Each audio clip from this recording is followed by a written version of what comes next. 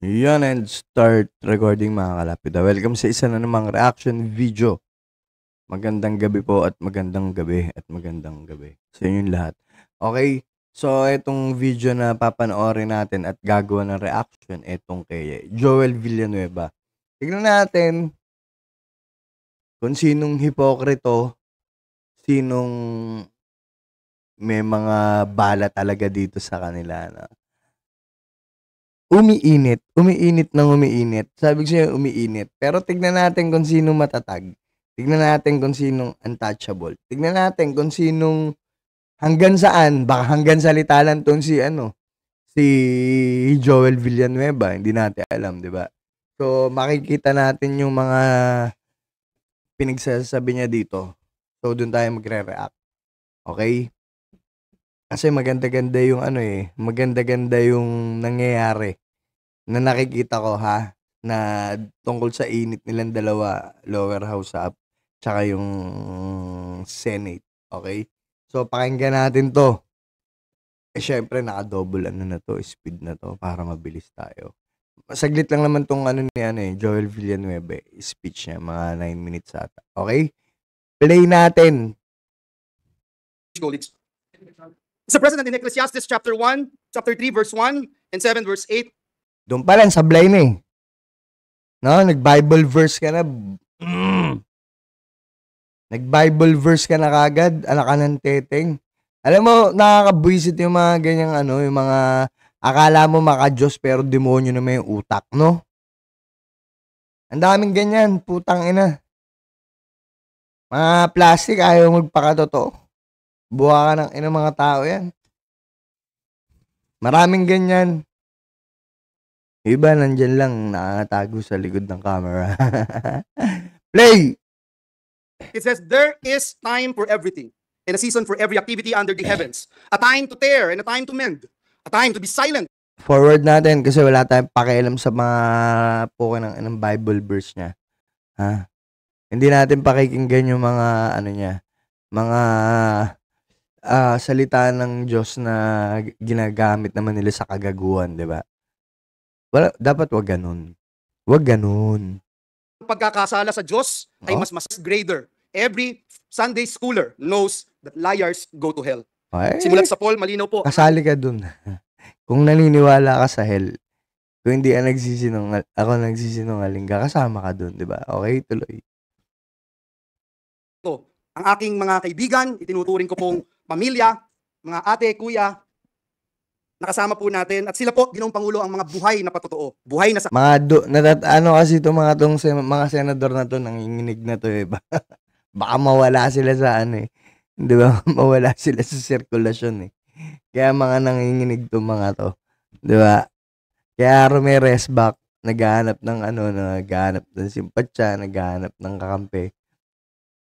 Yun lang yung doon, yun lang yung opinion ko doon. Okay, tuloy. Saksi kung paano natin isinabuhay ang pamantayang ito. Ito rin po ang dahilan kung bakit tayo tumatayo ngayon, sapagkat hindi lang po dinudungisan at niyuyurakan ang ating pangalan at pagkatao, kung hindi higit po sa lahat, ang institusyon na minamahal nating lahat, ang institusyon ng Senado ng Republika ng Pilipinas. Minamahal nyo kasi kayo yung mga nasa kapangyarihan. Kaya kayo yung nagmamahal dyan. Huwag nyo lahatin, ha? Noong Pangulo, mayroon pong naninira, pilit na ibinabagsak, iniinsulto, at inaalipusta ang mga miyembro ng Senado. Maging... Naku! Diyos ko!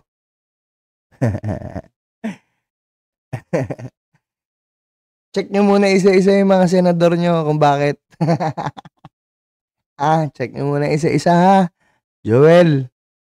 Brother Joel. Brother. Ang ating pinakamamahal na institusyon.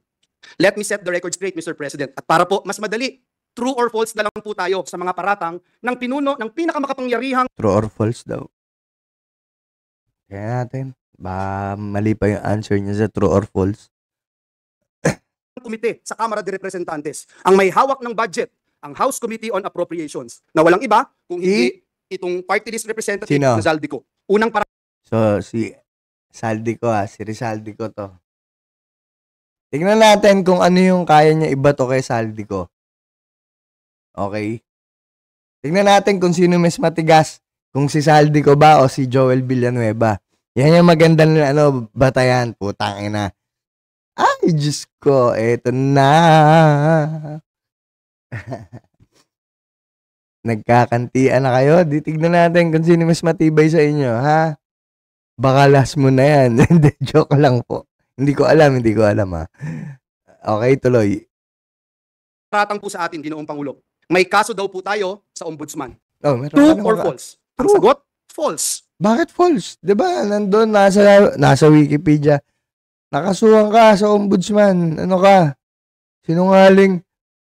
'Di ba? Ay, hanapin natin Joel Villanueva. Wait lang. Tanginang 'yan. Nagsisinungaling ka? Diyan mismo? Joel Villanueva? Wala kang kaso? Joel Villanueva? Wikipedia? Wait, tignan natin. Tignan natin kung may kaso to. Alam ko meron eh.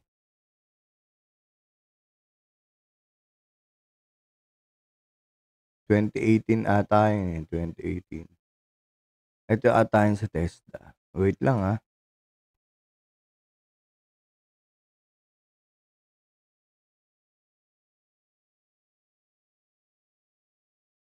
Ayan. Oh. On November 14, 2016, Ombudsman Conchita Carba ordered Villanueva's dismissal from public service for grave misconduct, serious dishonesty, and conduct prejudicial to the interest of the service over alleged misuse of the priority development PDAF.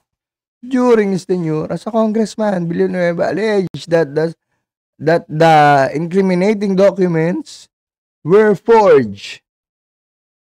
Senate President Aquilino Pimentel was directed by the Ombudsman to implement the order imposing against Villanueva. Hoy! Putang ina, yung sinasabi ko sa inyo, napakasinungaling eh. Oh, pakinggan. Ang pinag-uupo tayo sa Ombudsman, Representative Nazaldico. Unang paratang po sa atin, Ginoong Pangulo. Oh. May kaso daw po tayo sa Ombudsman. True or false? Ang sagot, false. 1-0, sinungaling po si Joel Villanueva. Ayan po, on November 4, on November 14, 2016, ayan po, ano? Ano ka? Ha? Okay, 1-0, Rizaldi ko. Ang pinag-usapan ng gawa-gawang reklamo noon, isang sulat po na mula sa ating opisina. Ito pong gawa-gawang reklamo noon ay katawa-tawa sapagkat ang ginamit po, kung po pwede po nating ipakita, na font ay Comic Sans. Yan po ang ginamit na font, pang-comedy po. Oh. Comics, pang-comic daw yung font. Pero tangina si Justice Conchita Carpio Morales ang nag-order na i-dismiss ka dahil sa grave misconduct, serious dishonesty, and conduct prejudicial to the interest of the service over alleged PDAP. Hoy, putang ina, wag kami.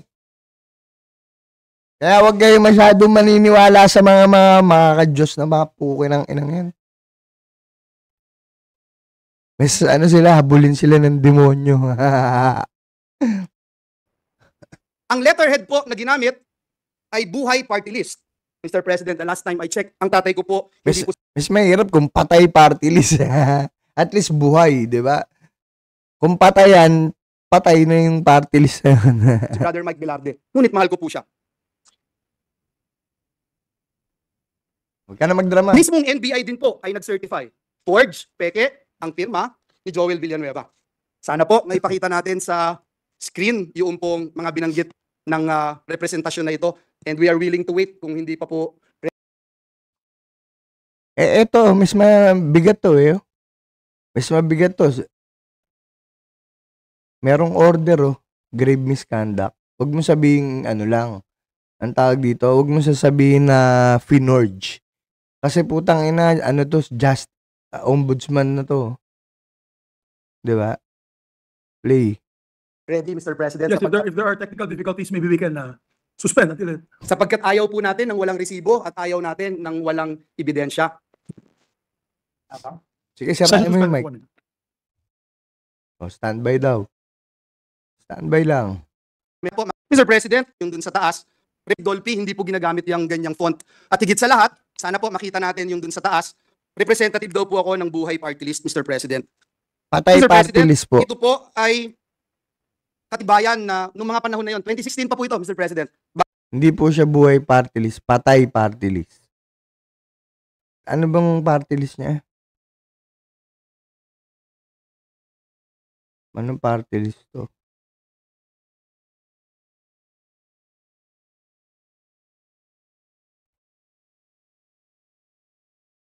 Ano bang party list na ito? Si Bak. Si Bak siya. Ayun, kaya siya na si Bak. Kaya po siya na si Bak dahil si Bak yung party list niya, ha? Oh, pero ito po yun, ha? November 14, ito po yung nangyari. So, si Bak po siya. Kaya po siya na si Bak. Huwag po tayo magmalinis, ha? Huwag na tayo gumawa din ng mga ebidensyang forge. Po ako maluklok bilang senador ng Republika ng Pilipinas. Pine-persecute na po tayo. Hindi naman tanga siguro yung ombudsman na malalaman niya kung forge yan o hindi. Kung forge man to, pero merong mga ebidensya siguro na mas magtuturo sa'yo kaya ka na si Bak dahil sa si Bak. Ha?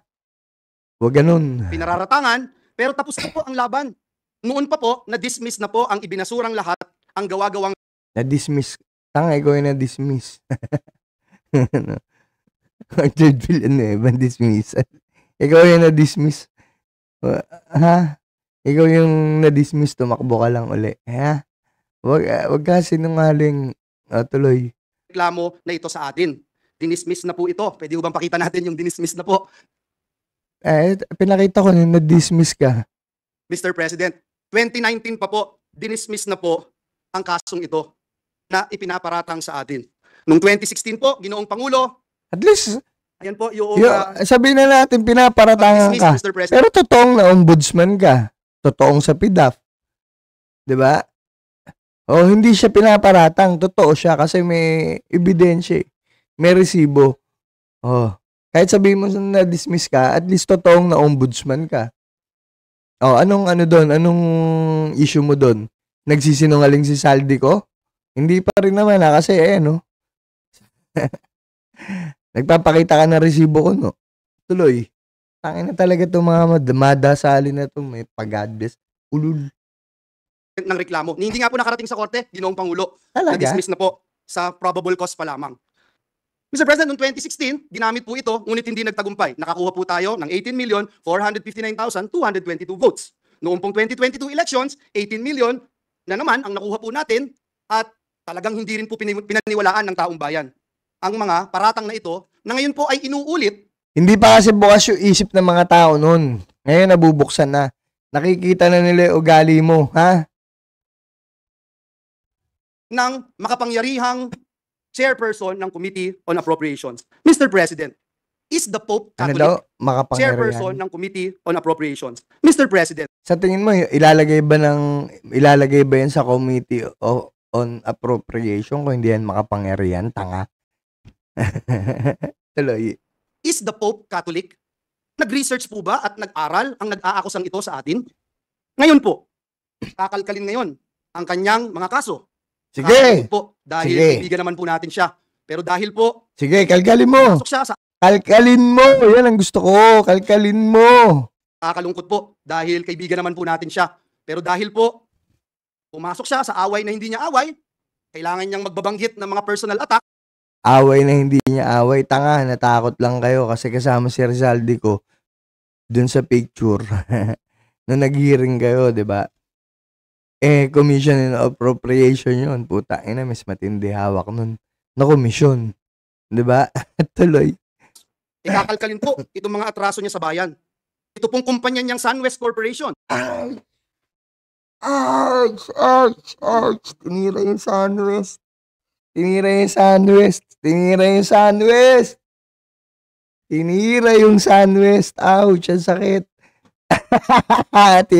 Tinira yung Sunwest. Quad A yan ha. Quad A na contractor yan. Ouch!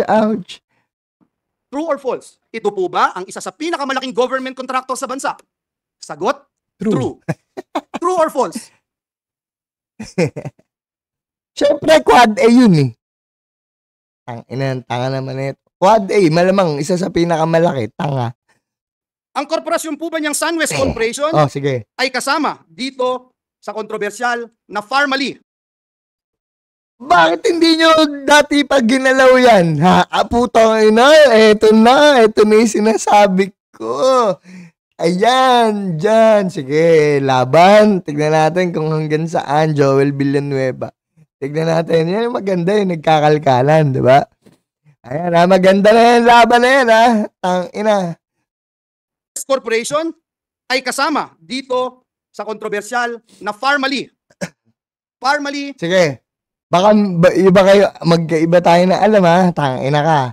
case dito na inimbestigahan sa Senado na Oh, kasuhan ng Senado. Oh. The answer is true. oh. Ano nangyari? Asan yung SunWest? Bakit hindi nyo pinatawag? Bakit?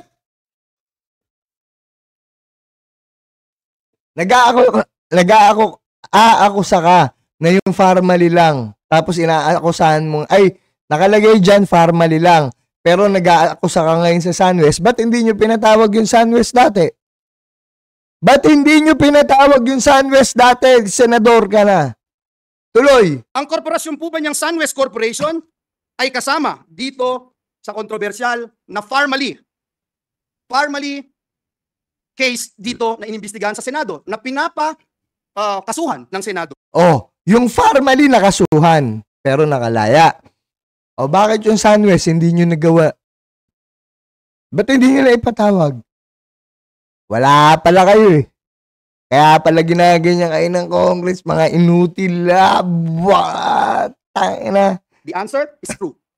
Kasama din po ba? True nga eh. Kung sabihin natin true, halimbawa, nag-aakusa lang siya, true daw, the answer is true. Bakit hindi nyo pinatawag yung SunWest? Bakit hindi nyo, so ibig sabihin, ikaw din, may kasalanan ka nun. Bakit hindi nyo pinatawag yung SunWest nun? Ba't Farmally lang? Bakit yung Farmally lang? Bakit dati?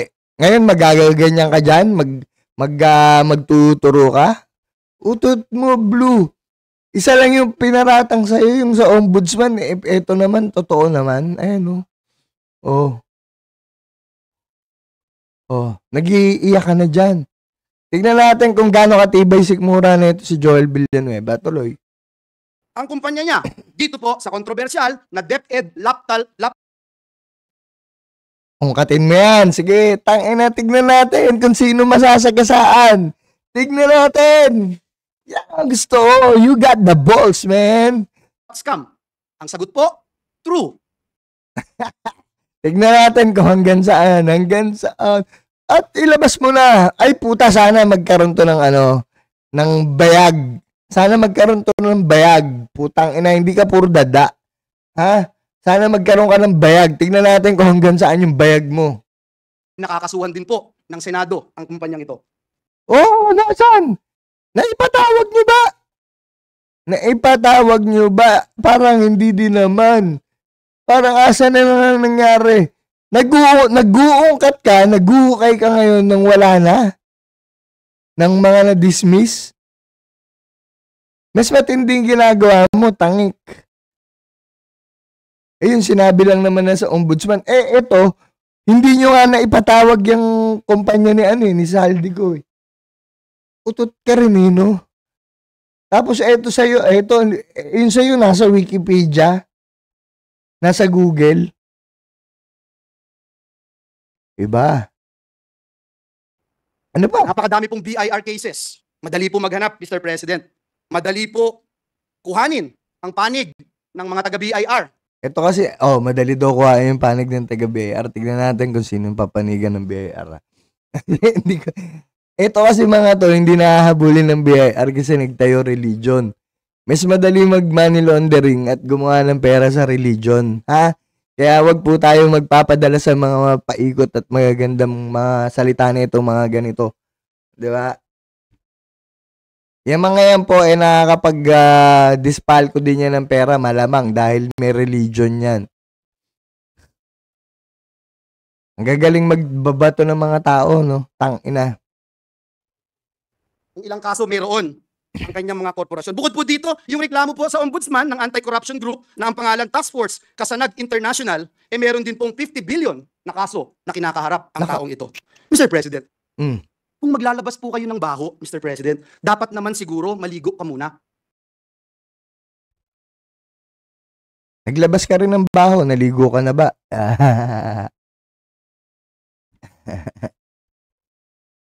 Yan ang Christian.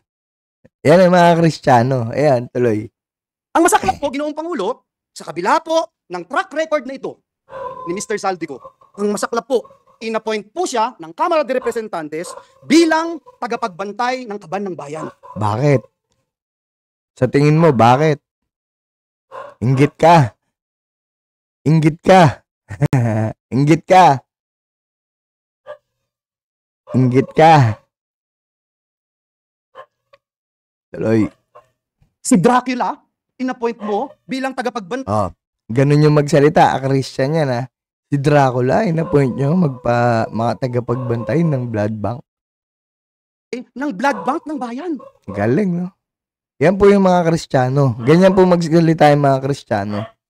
Mapanakit sa kapwa. Mapanghusga. Para ipako ka agad sa krus. Ganyan po yung mga yan. Okay, tuloy. Wow, Mr. President. Wow. Kailan sa kasaysayan ng bayan natin nangyari ang ganitong pagkakataon? Yan, ngayon. Ngayon, hindi mo pa ba alam? Kagigising mo lang ba? Hindi ka pa naliligo, tas nambato ka na, tas kagigising mo lang. Hindi mo alam na ngayon na matagal na nandyan si Saldico? Diyos ko naman.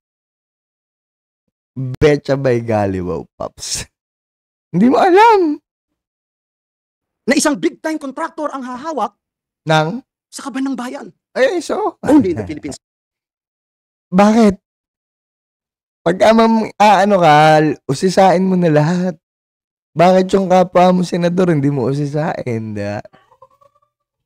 O bakit si Win Gatchalian? Contractor din, malaki rin. Sila ba contractor sa ano, ha? Sa Manila, sa ang tawag doon? Yung sa Manila Bay, yung ang tawag doon? Ang tawag doon? Yung resettlement, resettlement area ba yun? Oh, bakit hindi mo anuhin si Win Gatchalian? Batikusin. Bago kayo magtututuro, maligo muna kayo. Tuloy. Mr. President. Mr. President, Gigil, oh. marami po akong Gigil yung mukha, oh. Gigil nyo si Villanueva. Iyan yung Kristiyano, gigil yan. Kasi pwede naman daw magalit yung mga Kristiyano. pwedeng sabihin, isa-isahin, pero hindi ko ho ngayon gustong pag-usapan ang napakarami yung kasong ito. Pag-usapan natin yan. Bakit hindi? Gusto mo, itagay natin yan. Hindi ko po iisa-isahin. Hindi ko po pe-personalin. Tanga. Anong tawag mo sa ginawa mo? Marami pong panahon para sagutin itong mga ito. Pangalawang paratang sa atin, Mr. President. Minamaliit ko daw po, Mr. President. Minamaliit ni Joel Villanueva ang boto ng mga kongresista at party list. Sagot? True or false? False. Pwede. Huwag ka naman gamit ng pangalan kasi alam mo hindi sa akin opinion ko to as channel ko naman to, ako yung nagva-vlog. Opinion ko to, hindi na bumebenta yan boy maligo ka bago ka mag tawag dito, bago ka kung naligo na sila, maligo ka din. Magliguan kayo, magpaliguan kayo kaya, di ba? Magpaliguan kayo ng mga bantot nyo. Di ba? So, eto dito lang natin siya ikakat. Hindi natin tatapusin to. At least maganda yung ginawa ni Joel Villanueva. Tignan natin kung hanggang saan yung PC ni Joel Villanueva sa ginawa niya kay Saldico. Okay? Tignan natin kung ano resback ni Saldico bukas o kaya mamaya. Kung magsasalita si Saldico. Hindi lang niya papansinin to. Okay? Pero tignan natin, wait lang tayo. Doon lang malaking question mark na. No? Ganong kakatanga, question mo kung bakit siya napunta dun sa Committee on Appropriation. ganun ka katanga kasi siguro, 'di ba? Ganun ka siguro kahina. Kaya hindi mo alam kung bakit siya inappoint doon.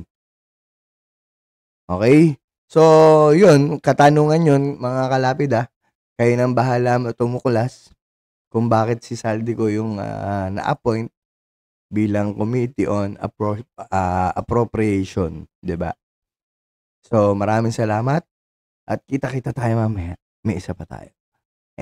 Ang dami kasing maganda gusto ko rin yung kay Baron Geisler kasi naiintindihan ko yung sitwasyon nila, yung kay Giro Manio. Ano pa ba?